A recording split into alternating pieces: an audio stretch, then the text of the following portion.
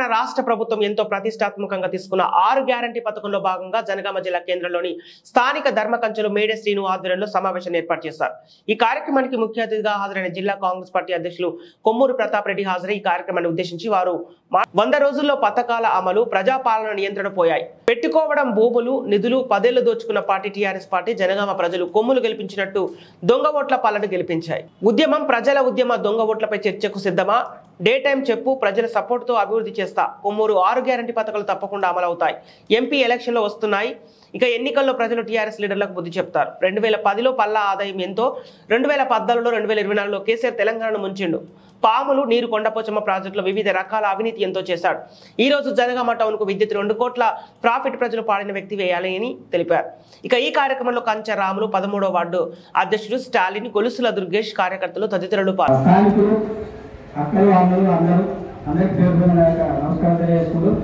గత ప్రభుత్వాలు కేంద్రంలో ఉన్న బీజేపీ కానీ రాష్ట్రంలో ఉన్న తెలంగాణ రాష్ట్ర టీఆర్ఎస్ పార్టీ కానీ గత ప్రభుత్వాలు ఎస్సీ ఎస్టీలను, బీసీలను, మైనార్టీలను, కడుపేదలను, నిరుపేద ప్రజలను నడిచి ప్రభుత్వం ద్వారా అందాల్సిన సంక్షేమ పథకాలు కానీ కాంగ్రెస్ పార్టీ అధికారులు చేపట్టిన కార్యక్రమంలో ఇచ్చిన 6 గ్యారంటీలలో 4వ గ్యారంటీ అమలుపరుచుకున్న కార్యక్రమంలో కాంగ్రెస్ పార్టీ ఇచ్చిన మాట ప్రకారం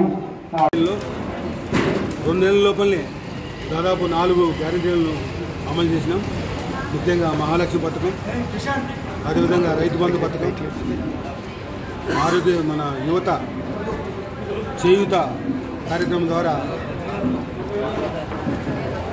ఆరోగ్యశ్రీ పథకం, ఈరోజు నుండి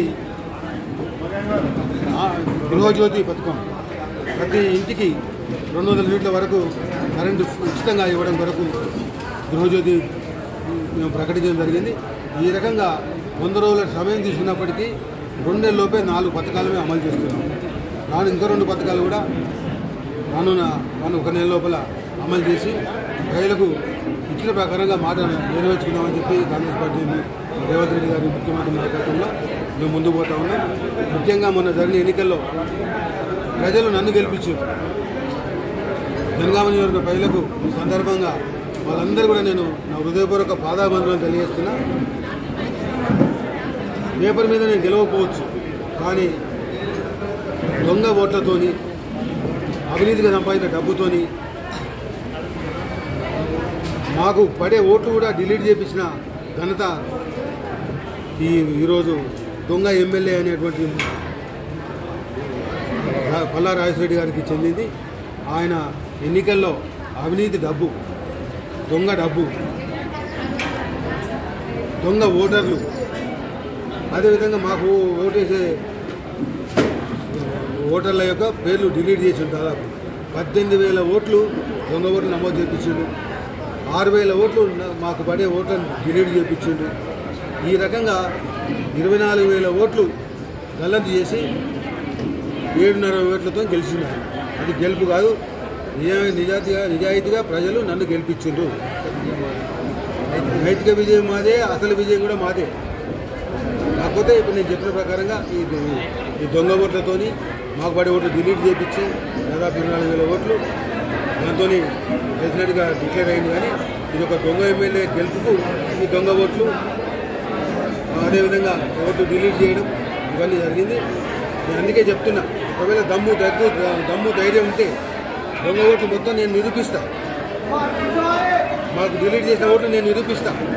నువ్వు జనగామ చౌరస్కి వస్తావా, లేదా వరంగల్ అంటావా, లేదా హైదరాబాద్లో ఎక్కడికైనా అంటావా, అక్కడ రావడానికి నేను సిద్ధం.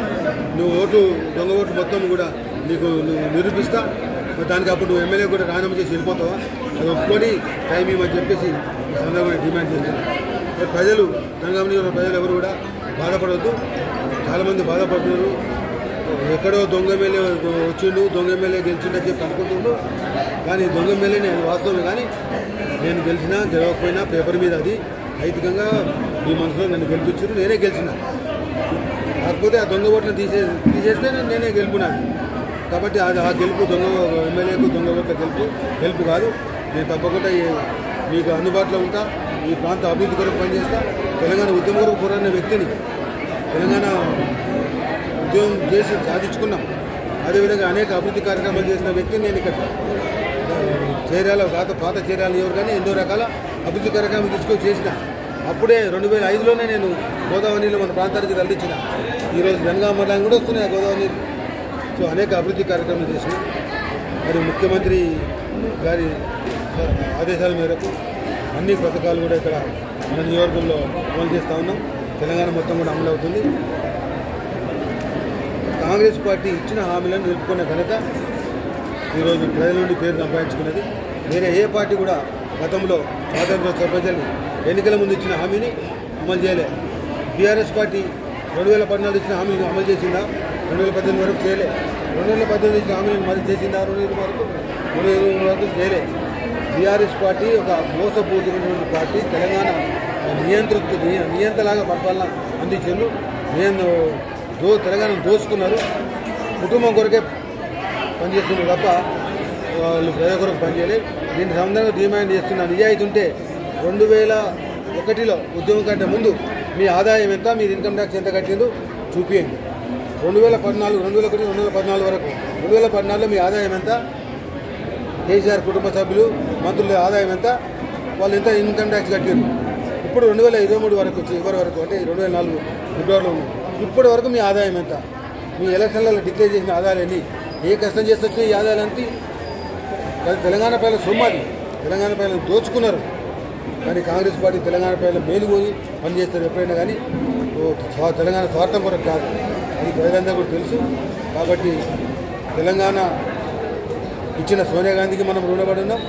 అదేవిధంగా మొన్న ఓట్లు వేసి గెలిపించిన తెలంగాణ ప్రజలకు కాంగ్రెస్ పార్టీ కూడా రుణపడి ఉన్నది. మేము తప్పకుండా ప్రజల కోరిక మేరకు పనిచేస్తూ ప్రజల ఈ ప్రాంత అభివృద్ధి కొరకు, తెలంగాణ అభివృద్ధి కొరకు ముఖ్యమంత్రి గారు చేస్తారు. నేను ఈ ప్రాంత అభివృద్ధి కొరకు మేము అందరం కూడా ఈ ప్రాంత అభివృద్ధి కొరకు, ఇక్కడ సంక్షేమం కొరకు మేము పాటుపడతాం. ముఖ్యమంత్రి గారు అప్పుడే 2 లక్షల ఉద్యోగాలు కావాలంటే అప్పుడే మొదలుపెట్టారు. యువకులందరూ కూడా ఉద్యోగాలు వస్తాయి. 2 లక్షల ఉద్యోగాలు పూర్తయిన తర్వాత కూడా ఎన్ని వేకెన్సీస్ ఉంటే అన్ని వేకెన్సీస్ కూడా పూర్తి చేయడం కొరకు మా ముఖ్యమంత్రి గారు చర్యలు తీసుకుంటూ ఉన్నారు. ఈ రకంగా కాంగ్రెస్ పార్టీ ప్రజా పరిపాలన ముందుకు పోతుంది.